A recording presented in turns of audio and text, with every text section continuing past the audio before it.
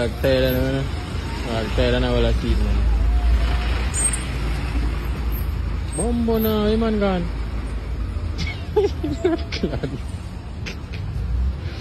Ladies and gentlemen, what you may have just witnessed is possibly the first victim of the rapture. Watch that video here several times. I mean several times.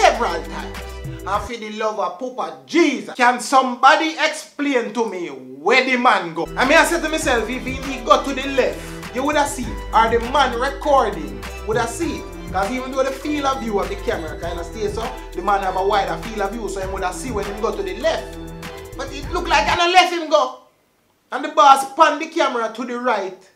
And we see him down there saying they either. Which party brother go? I have never seen a better Chris Angel, David Blaine disappearing. I mean, can't help but wonder if madmen are secretly trained agents.